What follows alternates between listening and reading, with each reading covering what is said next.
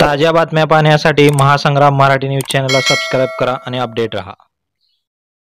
4 वेळा आमदारकी जिंकली, पण यंदा या कारणामुळे बच्चू कडू यांचा झाला पराभव आणि बनले माजी आमदार. पहा नेमकं काय घडलंय. नमस्कार मित्रांनो, मी विक्रम कदम आपल्या महासंग्राम मराठी यूट्यूब चॅनल आपल्या सर्वांचे स्वागत करतो.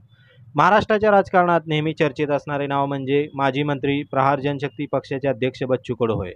आपल्या बोलण्याबरोबरच रुग्णसेवा, अपंग बांधवांसाठी असलेल्या कामामुळे ते महाराष्ट्रात प्रसिद्ध आहेत. अमरावती जिल्ह्यातील अचलपूर विधानसभा मतदारसंघात 4 वेळा आमदार म्हणून निवडून आले. त्यानंतर महाविकास आघाडीच्या काळात ते मंत्री बनले. मात्र यंदाच्या 2024च्या विधानसभा निवडणुकीत काही चुकीच्या निर्णयामुळे त्यांचा पराभव झाला असून 5व्यांदा आमदार होण्याची त्यांची संधी हुकलेली आहे. ती कारणे कोणती आहेत आपण जाणून घेऊया. पहिले कारण तिसऱ्या आघाडीचा प्रयोग फसला. शिवसेनेत झालेल्या फुटीनंतर स्वतःचा प्रहार जनशक्ती पक्ष असतानाही तत्कालीन महाविकास आघाडीच्या सरकारमध्ये मंत्री असणारे बच्चू कडू यांनी थेट महाविकास आघाडीतून बाहेर पडत भाजप, शिंदे यांची शिवसेना यांच्या माहितीत आले. शेवटपर्यंत त्यांना पुन्हा मंत्री पदावर संधी मिळाली नाही. मात्र त्यांना दिव्यांग मंत्रालयाची जबाबदारी देत मंत्रिपदाचा दर्जा देण्यात आला. त्यावरूनही ते नाराज होते. शेवटी विधानसभा निवडणुकीत त्यांनी महायुतीतून बाहेर पडत थेट तिसऱ्या आघाडीत जात निवडणूक लढवली. पण महाविकास आघाडी व महायुतीचे 2 उमेदवार निवडणुकीच्या रिंगणात असल्याने झालेल्या मतविभागणीमुळे बच्चू कडू यांचा पराभव झाला. दुसरे कारण महायुतीतून उमेदवारी घ्यावयास हवी होती.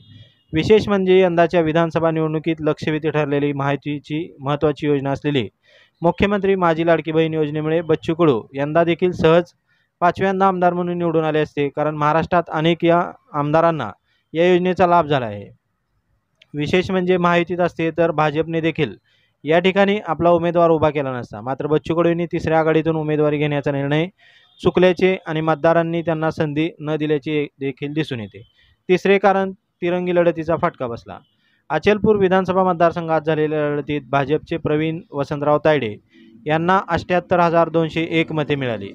बच्चू कडू यांना दुसऱ्या क्रमांकाची 66,070 मते मिळाली. तर काँग्रेसचे उमेदवार अनिरुद्ध देशमुख यांना 62,791 मते मिळाली. तिरंगी लढतीत भाजपच्या प्रवीण तायडे यांनी बच्चू कडू यांचा 12,131 मतांनी पराभव करत आमदारकी मिळवली. त्यामुळे बच्चू कडू यांचा तिरंगी लढतीचा फटका बसल्यामुळे पराभव झाला. जर महायुती किंवा महाविकास आघाडीत बच्चू कडू असते तर थेट सामन्यात ते विजयी झाले असते आणि आमदार बनले असते. चौथे कारण नवनीत राणा यांच्या लोकसभेतील पराभवामुळे राणांनी लावली बच्चू कडू यांच्या पराभवासाठी फिल्डिंग. अमरावतीच्या नवनीत राणा या 2019 साली राष्ट्रवादी पुरस्कृत अपक्ष खासदार म्हणून निवडून आल्या. त्यानंतर त्यांनी भाजपचे समर्थन केले. पण 2024 साली झालेल्या लोकसभा निवडणुकीत भाजपने नवनीत राणा यांना उमेदवारी दिली. परंतु बच्चू कडू यांनी प्रहार संघटनेचे दिनेश बुब यांना मैदानात उतरवले. त्यामुळे झालेल्या मतविभागणीमुळे तिरंगी लढतीचा फटका नवनीत राणा यांना बसला आणि भाजपने उमेदवारी देऊन देखील त्यांना पराभवाचा सामना करावा लागला आणि त्यांची खासदारकी गेली आणि तिथे काँग्रेसचा खासदार निवडून आला. तेव्हापासून बच्चू कडू यांना यंदाच्या विधानसभा निवडणुकीत पराभूत करायचे असा चंग आमदार रवी राणा व माजी खासदार नवनीत राणा यांनी बांधला होता. त्यातूनच भाजपच्या प्रवीण तायडे यांना विधानसभेची उमेदवारी देण्यात आली आणि त्यांच्यासाठी आमदार रवी राणा व नवनीत राणा यांनी देखील आपली ताकद पणाला लावली व नवख्या असणाऱ्या प्रवीण तायडे यांनी बच्चू कडू यांचा पराभव करून थेट आमदारकी मिळवली. या माध्यमातून लोकसभेला झालेल्या पराभवाचा बदला राणा यांनी घेत बच्चू कडू यांना माजी आमदार केले आहे. अशा प्रकारे प्रमुख 4 कारणे यांच्या पराभवास कारणीभूत ठरले असून याबद्दल तुम्हाला काय वाटतं नक्की कमेंट करा आणि व्हिडिओ आवडल्यास शेअर करा. धन्यवाद.